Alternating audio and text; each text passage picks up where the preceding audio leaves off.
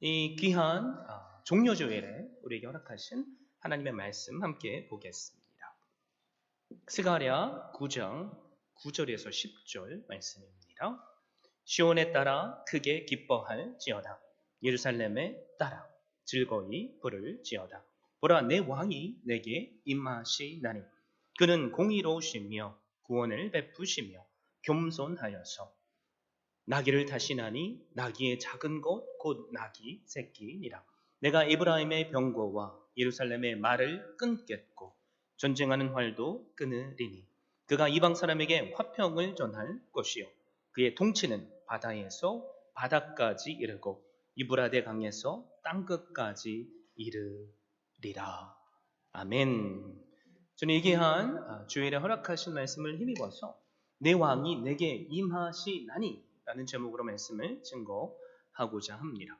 여러분 다들 잘 아시겠지만 오늘은 종려주일이죠.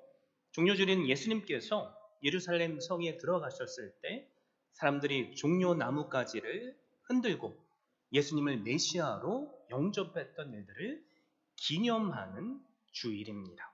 6월절이 시작되기 며칠 전 예수님께서 나귀 새끼를 타시고 예루살렘에 들어가셨습니다. 예루살렘과 주변 마을들은 각지에서 몰려온 순례자들로 가득 메워져 있었습니다.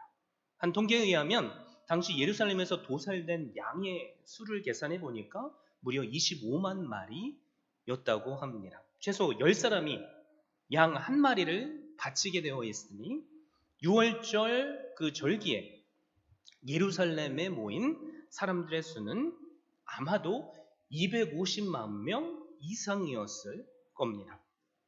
그런데 학자들은 나귀 새끼를 타고 가시는 예수님의 모습이 볼품없을 것이라고 다들 말합니다. 여러분 한번 생각해 보세요. 나귀 새끼가 너무나도 작습니다. 예수님께서 타셨는데 발이 땅에 끌립니다. 참 왕의 모습이 하나도 보이지 않죠? 그 어떤 모습에서도 왕의 위엄을 찾을 수 없습니다. 그런데 놀라운 것은 사람들의 반응입니다. 수많은 사람들이 나귀 새끼를 타신 예수님의 모습을 보고 이상한 사람으로 보지 않습니다. 열렬히 환영합니다. 자신이 입은 겉옷을 벗어서 바닥에 깔고 주변에 있는 종려나무 가지를 꺾어서 흔들면서 오시는 예수님을 환영합니다. 그리고 예수님께 이렇게 외치는 거죠. 호산나 다윗의 자손이여 찬송하리로다. 주의 이름으로 오시는 이여 가장 높은 곳에서 호산나. 여러분 호산나는 지금 우리를 구원하옵소서라는 뜻을 가지고 있죠. 사람들은 볼품없게 예루살렘을 향해 오시는 예수님을 보면서 자신을 구원해 주실 메시아를 보고 있습니다. 그리고 확신하며 환영합니다. 자, 우리는 이런 질문을 할 수 있겠죠? 왜 당시의 사람들은 예수님의 모습을 보고 구원자로 확신할 수 있었을까? 그들이 예수님을 구원자로 확신할 수 있었던 이유는 다른 데 있지 않습니다. 그들이 하나님의 말씀이라고 여겼던 구약 말씀, 특별히 우리가 함께 읽은 스가랴서를 통해서 예언된 이 땅에 오실 메시아를 두 눈으로 보고 있기 때문입니다. 그래서 우리가 함께 읽었죠? 스가랴 9장 9절 시온에 따라 크게 기뻐할지어다 예루살렘에 따라 즐거이 부를지어다 보라 내 왕이 내게 임하시나니 그는 공의로우시며 구원을 베푸시며 겸손하여서 나귀를 타시나니 나귀의 작은 것 곧 나귀 새끼니라. 오랜 로마의 압제 아래에 있는 이스라엘 백성들, 자신들을 구원해 줄 메시아를 꿈꾸고 있습니다. 그러면서 자신이 들어서 알고 있는 스가랴서를 통해 또 그 말씀을 성취하시는 예수님의 모습을 통해 그들은 메시아를 환영하는 겁니다. 그런데 그때도 얼마나 오묘한지 아무 때가 아니에요. 6월절 때입니다. 6월절이 어떤 절기죠? 하나님께서 이스라엘 백성들을 구원하셨음을 기억하고 감사하는 절기입니다.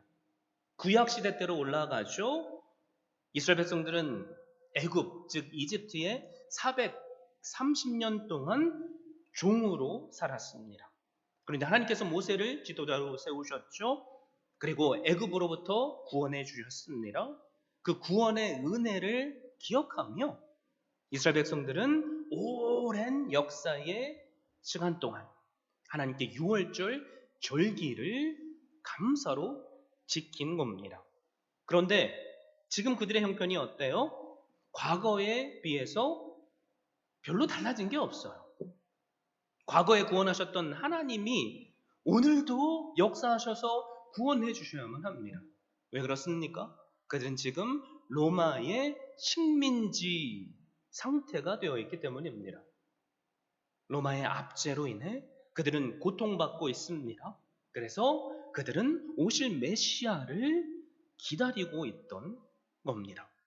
마치 제2의 유월절에 그 역사를 고대하고 있었기 때문에 유월절 절기에 스가랴의 예언대로 예수님께서 나귀 새끼를 타고 예루살렘으로 입성하시니 얼마나 신났겠어요? 얼마나 기뻤겠습니까? 여러분, 그런데 사복음서의 말씀을 보면 예수님은 시끄러운 듯 환영하는 그 소리 속에서 침묵으로 일관하십니다. 왜 침묵하셨을까요?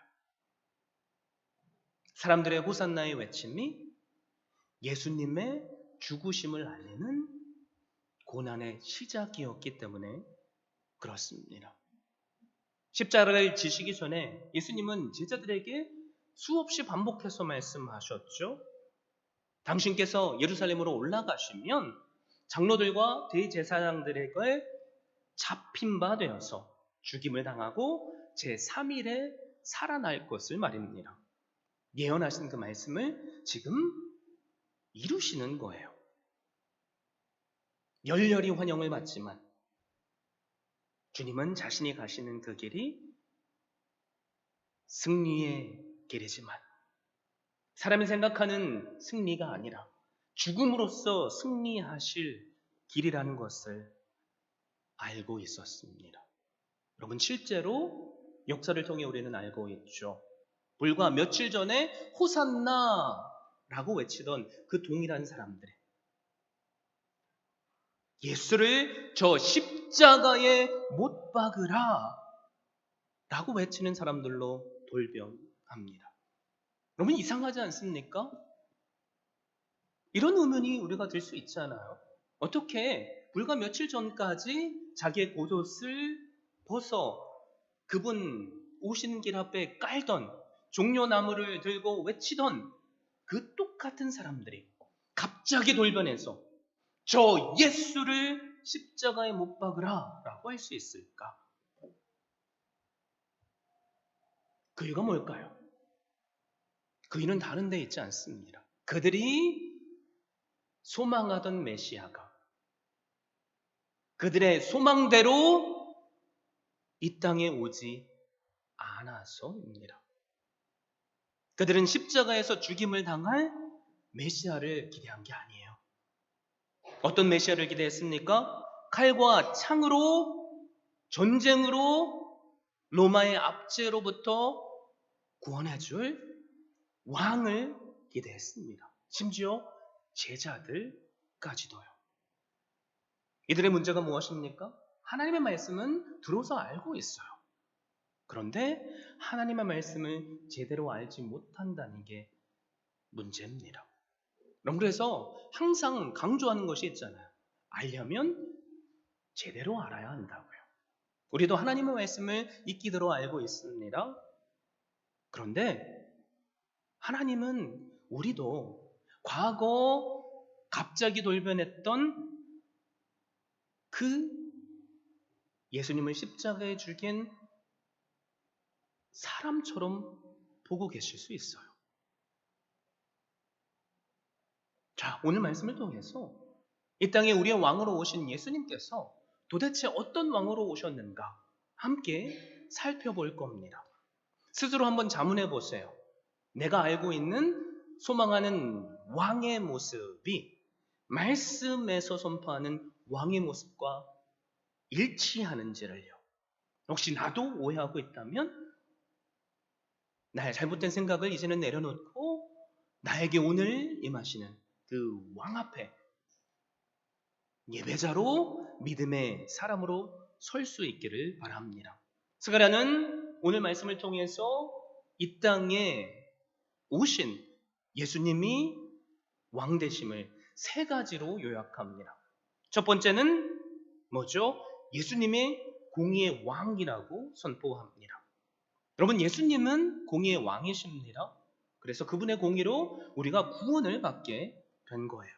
예수님께서 예루살렘에 입장하실 때 사람들이 예수님을 환영했습니다. 그런데 모든 사람이 환영한 건 아니에요. 환영하지 않은 사람들도 있죠. 누구일까요? 종교 지도자들입니다. 대제사장과 서기관들, 바리새인, 사두개인들. 그들은 똑같은 곳에서 누군가는 호산나 다윗의 자손이여 라고 외치는 그 소리를 듣고 오히려 화를 냅니다. 이유가 있어요. 당시 종교 지도자들은 예수님을 보면서 공의의 사람이 아니라 불의한 사람이라고 생각했습니다. 그래서 예수님이 절대로 메시아가 될 수 없다고 여겼죠. 왜냐하면 예수님께서 하나님께서 모세를 통해 주신 율법을 지속적으로 어기셨기 때문입니다. 그들의 눈에 비친 예수님의 모습은 꼭 안식일에 굳이 병자를 고치는 안식일의 율법을 범하는 사람이었습니다. 또 예수는 상종하지 말아야 할 세리와 창기들과 죄인들과 함께 어울려 친구처럼 지냈습니다. 그러면서 그들의 눈에 비친 예수님은 그들의 죄를 사한다고 말하며 마치 자기가 하나님처럼 행동했습니다. 심지어는 자기 입으로 나는 하나님의 아들이라 라고 말했습니다. 더 화가 나는 것은 뭐죠?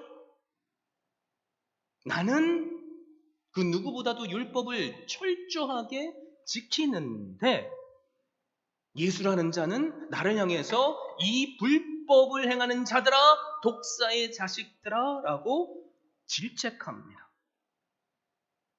당연히 화가 나겠죠. 그래서 그 화는 미움으로 변했고 결국엔 십자가에 예수를 못 박아 죽인 겁니다. 여러분, 그런데 오늘 말씀을 보면 스가랴는 예수님을 불의한 자가 아니라 공의의 왕이라고 말하죠. 사람들은 예수님을 불의한 자로 봤습니다. 여러분, 그런데 예수님께서 이 땅에 오셔서 하신 일이 뭐죠? 율법을 성취하셨습니다. 그래서 마태복음 5장 17절에 보면 내가 율법이나 선지자나 폐하려 온 줄로 생각하지 말라. 폐하러 온 것이 아니요 완전케 하려 함이로라 라고 선포하십니다. 예수님께서 율법을 어떻게 성취하셨어요? 칼과 창으로 하신 것이 아닙니다. 바로 사랑으로 하셨습니다. 그래서 마태복음 22장에 보면 한 율법사가 예수님을 찾아오죠. 그리고 성경에 여러 계명들이 있는데 그 중에 가장 큰 계명이 뭡니까? 라고 물었습니다. 우리가 너무나도 잘 알고 있죠. 첫째는 하나님을 사랑하는 것이고 둘째는 내 이웃을 내 몸과 같이 사랑하는 것이다. 이 두 계명이 온 율법과 선지자의 강령이다. 성경의 핵심이라는 거죠. 여러분, 아무리 우리가 율법을 잘 지킨다고 할지라도 그 내면에 근본이 하나님을 사랑하는 마음이 없고 이웃을 사랑하는 마음이 없다면 그거는 불의라는 거죠. 그래서 예수님께서 바리새인들을 향해서 회칠한 무덤이라고 책망하신 데는 이유가 있습니다. 겉으로 보기에는 누구보다도 율법을 잘 지켰어요. 그런데 그 안에 하나님을 향한 사랑이 없어요. 뭐가 있습니까? 스스로 내가 율법을 잘 지킨다고 말하는 자기 사랑. 뭐예요? 교만. 그 교만이 자리 잡고 있습니다. 이웃에 대한 사랑도 없죠. 그들의 마음속에는 나는 이렇게 하나님의 말씀을 잘 지키는데 너희들은 못 지킨다라는 정죄의 마음이 자리 잡고 있습니다. 그래서 주님께서 말씀하는 불의한 자는 누구예요?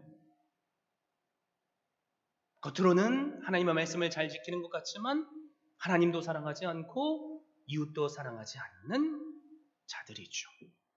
과거의 바리새인들 뿐이겠습니까? 여러분, 이게 오늘 사는 우리의 모습일 수 있어요. 하나님은 우리의 마음을 보시잖아요. 우리가 정말로 하나님을 사랑하면 우리는 하나님 앞에 내 그 어떤 것도 내세우지 못합니다. 우리는 겸손하게 그분 앞에 무릎 꿇을 수밖에 없죠. 우리가 정말로 이웃을 사랑한다면 이웃의 허물을 들춰내고 정죄하지 못합니다. 왜요? 하나님께서 나의 허물을 들춰내시면 내가 그 사람보다도 더 악한 죄인임을 나는 이미 알고 있기 때문입니다. 그래서 우리는 예수님께서 이 땅에 우리의 본질적인 이 죄라는 문제를 해결하시기 위해 공의의 왕으로 오셨음을 믿어야만 합니다. 어떻게 공의의 왕으로 이 땅에 오셨죠? 십자가에서 순종하심으로 공의의 왕이 되셨습니다. 그게 하나님을 사랑하는 거잖아요. 하나님을 사랑하는 자는 하나님의 말씀을 지킵니다. 그리고 사람을 사랑하라는 그 율법의 최고의 강령을 지키심으로 공의의 왕이 되셨습니다. 여러분, 예수님께서 십자가에서 죽으신 이유가 뭘까요? 죄 없으신 분이, 하나님의 본체이신 분이 왜 이 땅에 오셨고 십자가를 지셔야 했을까요? 하나님의 공의 때문이에요. 하나님은 결코 죄를 그냥 내버려 두시지 않습니다. 하나님의 공의는 죄를 지었으면 그거에 합당한 벌을 받아야 돼요. 그래서 죄인은 공의의 하나님 앞에 누구도 설 수 없고 결국엔 영원한 지옥의 형벌을 받아야만 합니다. 여기에 하나님의 공의의 문제가 있는 거예요. 하나님은 그 누구도 지옥의 형벌을 받기를 원치 않으세요. 그래서 그 사랑의 하나님께서 우리 죄인을 구원하시기 위해서 그 죄를 사하실 최고의 방법을 생각해내신 겁니다. 태초부터요. 아담과 하와가 범죄했을 때 짐승을 대신 죽여서 피 흘리게 함으로 가죽옷을 입혀주신 것처럼 뭐예요? 아담과 하와의 죄를 대신 짐승이 죽게 함으로 용서하셨던 것처럼 하나님은 우리를 사랑하셔서 그분의 공의와 사랑을 십자가로 보여주신 겁니다. 그래서 예수님께서 십자가를 지신 이유는 뭐예요? 나의 죄 때문이죠. 우리가 그것을 정말로 믿는다면 우리는 그분 앞에 감사를 드릴 수밖에 없지 않겠습니까? 공의의 왕으로 오신 그 예수님을 이 시간 그 누구보다도 믿을 수 있기를 바랍니다. 두 번째로 예수님은 겸손의 왕으로 이 땅에 오셨습니다. 그래서 왕이 겸손하셔서 낙의 새끼를 탔다고 선포하죠. 세상의 왕은 칼과 창으로 걸리네요. 화려한 백마를 타고 자신을 드높이려고 합니다. 여러분, 벌거벗은 세계사라는 프로그램을 혹시 아세요? 세계의 역사는 그래서 무슨 역사죠? 평화의 역사인데 그 평화는 뭘로 만들어진 평화입니까? 칼과 창이에요. 내가 더 큰 힘을 가지고 적들을 죽이고 죽임으로 점령해서 피의 역사로 만들어낸 평화의 역사. 여러분, 그런데 주님은 이 땅에 칼과 창으로 오신 것이 아니죠. 주님은 한없이 자신을 낮추심으로 사람들이 생각하는 왕의 모습이 아니라 겸손히 자신을 하나님 앞에 우리의 죄를 지고 가는 어린 양으로 내어주심으로, 누구를 죽이는 것이 아니라 대신 죽어주심으로 우리의 왕이 되셨습니다. 여러분, 그런데 문제는 뭐예요? 사람들의 기대가 그게 아니라는 거죠. 사람들은 여전히 세상의 역사의 흐름에서 나타난 영웅을 기다리고 있습니다. 과거 다윗이 세웠던 위대한 왕국을 회복해 줄 메시아를 기다립니다. 그런데 한번 보세요. 내가 호산나 하며 환영했던 그 메시아가 이제는 나귀 새끼가 아니라 화려한 백마를 갈아타고 사람들을 선동해서 군대를 일으켜서 로마의 압제로부터 나를 구원해 줘야 하는데,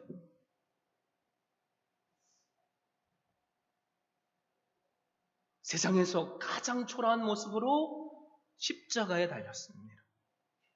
침뱉음을 당하고 멸시를 당합니다. 호산나라고 외쳤던 사람들의 마음이 어땠겠어요? 마치 사랑하는 여인에게 배신을 당한 것처럼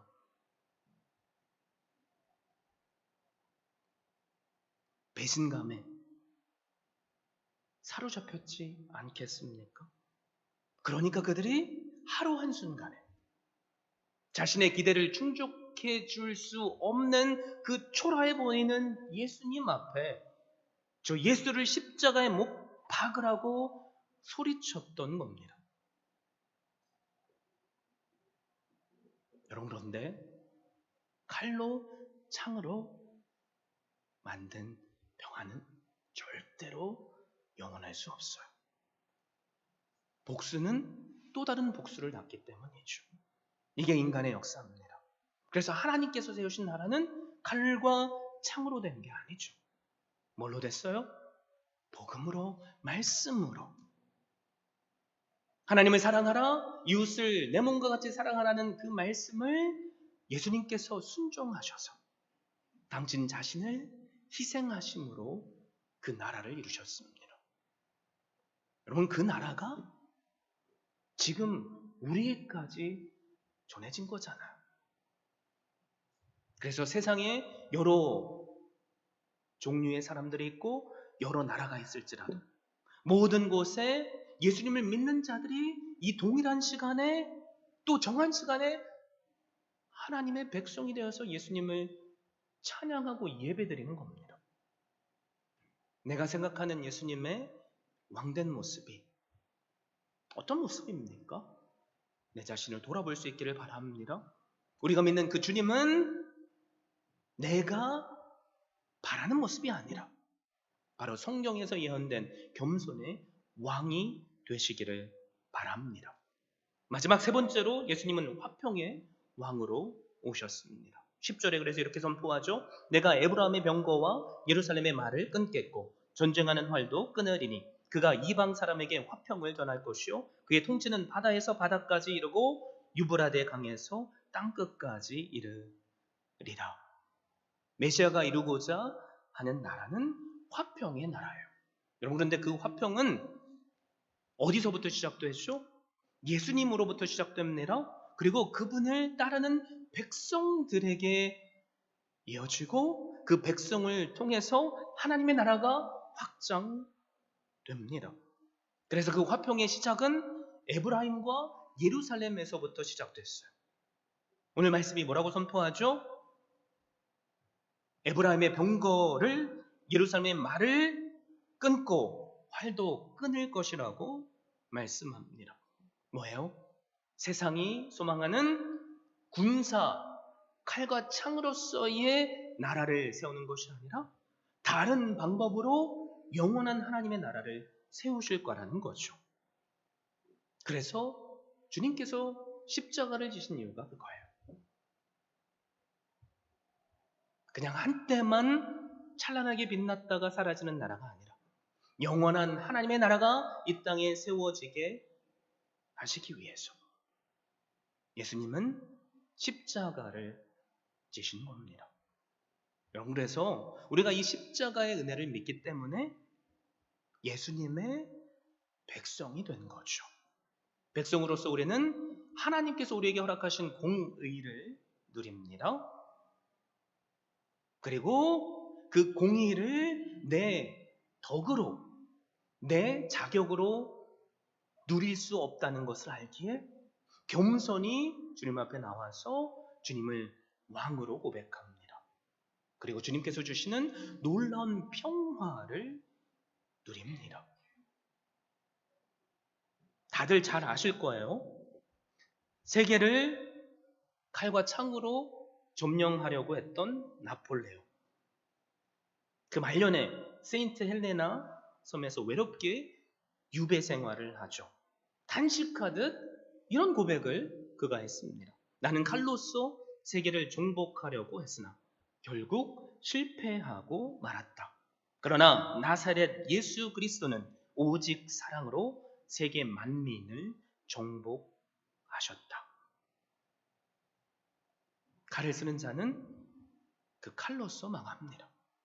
여러분, 그런데 사랑에는 실패가 없어요. 다들 아시잖아요. 진정한 사랑은 변하지 않을 것 같은 사람도 변화시킵니다.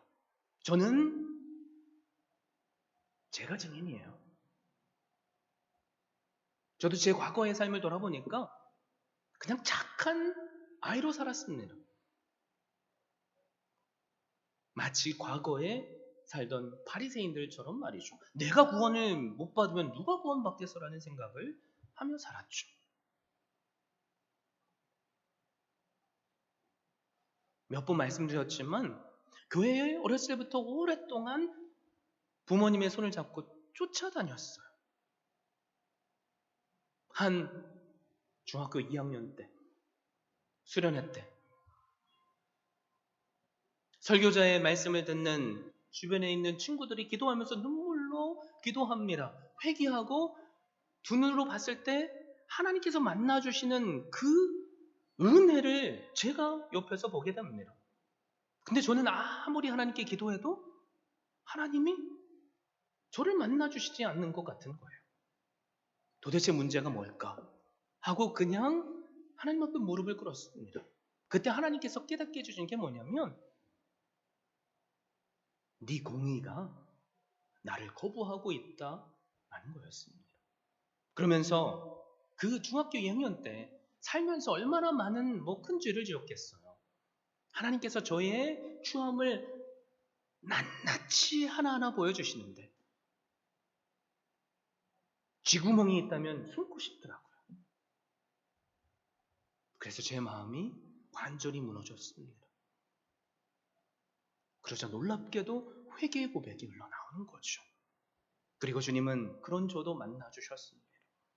그리고 여기까지 인도해 주셨습니다. 여러분은 어떠세요?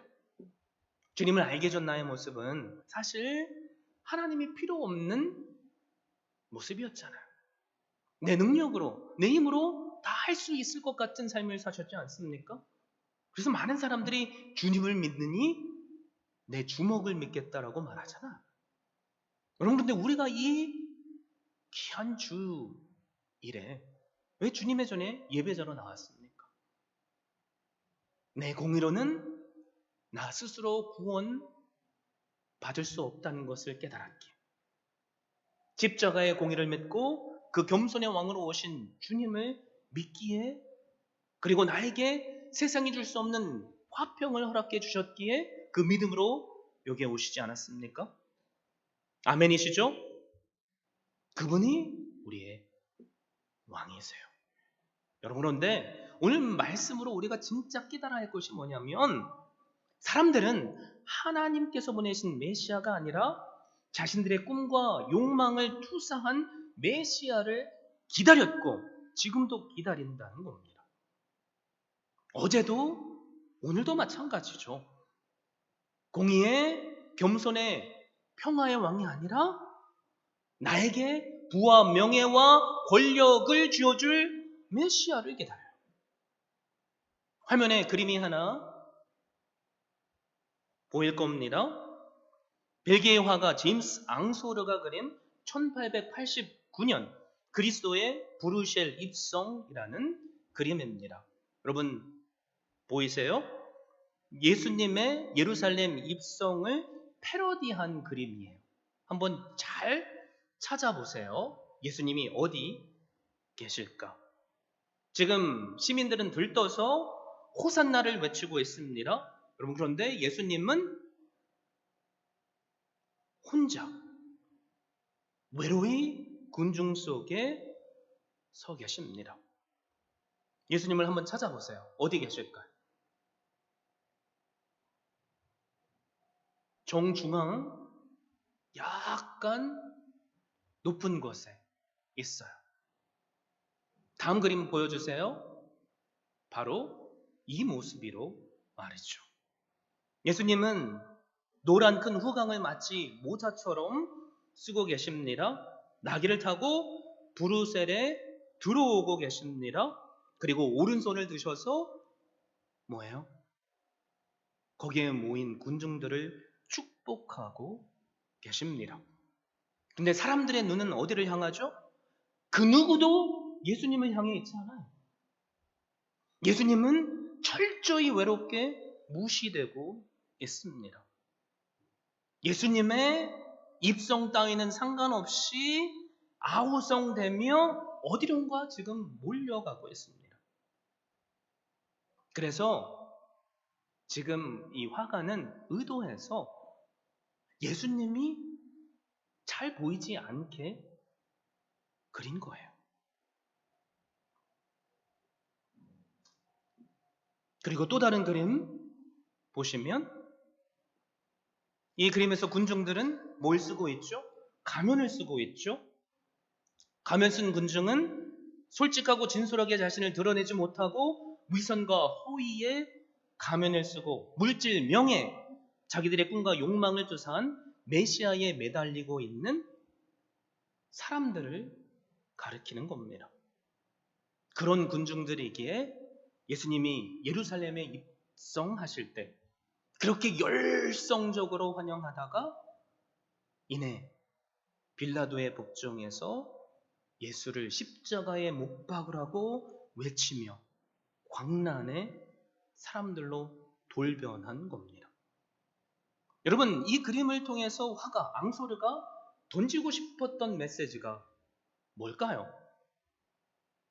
이 땅의 비극은 메시아가 존재하지 않아서가 아니라 메시아가 존재함에도 불구하고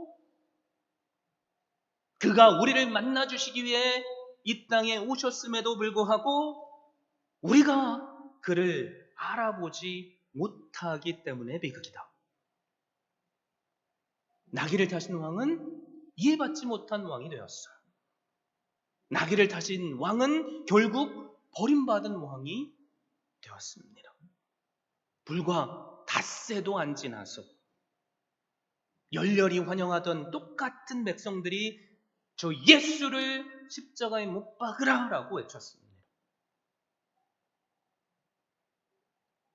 여러분 그런데 놀라운 것은 이마저도 하나님의 주권과 예언의 성취예요. 그래서 이사야 53장 1절에서 3절은 이렇게 말씀합니다. 우리가 전한 것을 누가 믿었느냐? 여호와의 팔이 누구에게 나타났느냐? 그는 주 앞에서 자라나기를 연한 순 같고 마른 땅에서 나온 뿌리 같아서 고운 모양도 없고 풍채도 없은즉 우리가 보기에 흠모할 만한 아름다운 것이 없도다.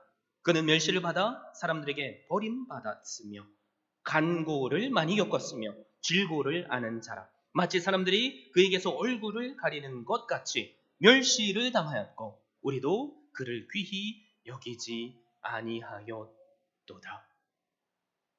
놀랍지 않습니까? 하나님은 이것마저도 알고 계셨다는 거죠. 사랑하는 성도 여러분, 예수님은 오늘도 우리에게 왕으로 임하셨습니다. 말씀이 육신이 되어 십자가의 예언을 이루신 그분께서 이제는 말씀으로써 이 시간 우리에게 임하셨습니다. 그런데 한번 생각해 보세요. 우리가 원하는 메시아는 어떤 분이십니까? 혹시라도 나의 꿈과 욕망을 투사한 메시아는 아닙니까? 역사의 흐름을 보시면 수많은 영웅과 왕이 왔다가 갔어요. 여러분, 그들은 그 누구도 우리의 죄를 구원해 줄 수 없습니다. 심지어 자신의 죄로부터 스스로를 구원할 수 없어요. 하지만 우리의 구원자 되시는 예수님은 우리를 구원해 주실 유일한 왕이십니다. 아멘이시죠? 오늘 예수님께서 초라한 나귀 새끼를 타고 우리에게 오십니다. 우리는 우리의 욕망을 투사한 메시아가 아니라 이 시간 하나님께서 우리에게 보내주신 예수 그리스도를 왕으로 영접해야 됩니다. 지금 이 시간 주님께서 우리의 마음에 입성하고 계세요. 위풍당당하게 군마를 타지 않고 어린 나귀를 타고 우리의 마음에 찾아오십니다. 여러분은, 우리는 이 평화를 주시기 위해서 겸손하고 공의의 왕으로 오신 예수님을 맞이할 준비가 되셨습니까? 오늘 사는 우리도 과거 백성들처럼 내가 예상하지 못하는 초라한 나귀 새끼를 타고 오시는 주님을 보면서 무기력하다고 생각할 수 있어요. 사랑으로 공의를 이루시는 주님을 보면서 답답할 수 있습니다. 적들을 칼과 창으로 무찌르는 것이 아니라 내 마음속에 나를 붙잡고 있는 미움이라는 칼과 창을 제거하시는 그 화평의 주님을 이해할 수 없을 수도 있습니다. 과거 호산나라고 외쳤던 예루살렘 백성들이 그랬잖아요. 그러나 그들이 원하던 메시아가 아닐 때 그들은 그 누구보다도 예수님의 가장 큰 적으로 돌아섰습니다. 여러분, 이 시간 우리는 어떤 믿음을 가져야 할까요? 우리의 기대에 차지 않는 주님이실지라도 내가 소망하는 모습으로 나를 찾아오시지 않을지라도 당신이나 십자가에서 스스로 내려와 구원하십시오라는 말이 아니라 여전히 우리는 그 주님 앞에 당신은 나의 유일한 구원자이십니다 라고 고백해야 되지 않겠습니까? 그래서 이사야 53장 5절에 이렇게 말씀하잖아요. 그가 찔림은 우리의 허물 때문이요 그가 상함은 우리의 죄악 때문이라. 그가 징계를 받음으로 우리는 평화를 누리고 그가 채찍에 맞음으로 우리는 나음을 받았도다. 여러분, 이 예수님을 믿으십시오. 그러면 오늘 내 마음에 입성하신 예수님께서 강도의 소굴처럼 욕망에 사로잡힌 나의 마음도 깨끗게 씻어주실 줄 믿습니다. 그리고 우리의 손과 발도 깨끗이 닦으시고 마지막 자신의 살과 피마저도 우리에게 생명의 양식으로 주실 겁니다. 그리고 십자가 위에서 우리를 향한 구원을 이루실 겁니다. 여러분, 오늘부터 고난주간이 시작돼요. 여러분, 이 한 주만큼은 세상에서 가장 거룩하게 나에게 왕으로 임하신 주님 앞에 믿음으로 나아갈 수 있기를 바랍니다.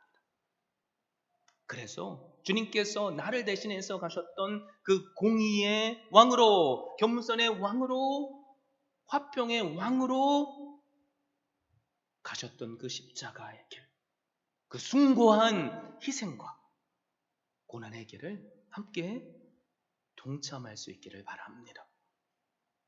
그래서 우리가 특별 예배를 드려요. 여러분, 사정들이 다 있을 겁니다. 직접 매 새벽에 나오시지 못할지라도 여러분들에게 보내드리는 그 말씀으로 나의 마음에 입성하시는 그 주님과 동행해 주십시오. 수요 예배에 그리고 나오실 수 있다면 이 한 주만이라도 주님 앞에 믿음으로 나와 보십시오. 그래서 그분께서 흘리신 십자가의 피가 그리고 지셨던 그 십자가가 이번 한 해만큼 이 해만큼은 결코 외롭지 않은 그 길이 될 수 있기를 바랍니다. 지금 그 주님께서 우리의 마음에 왕으로 임하시니 그분께 합당한 호산나의 고백을 우리만큼은 영원토록 드리는 그 주인공이 되시기를 예수 그리스도의 이름으로 축원드립니다.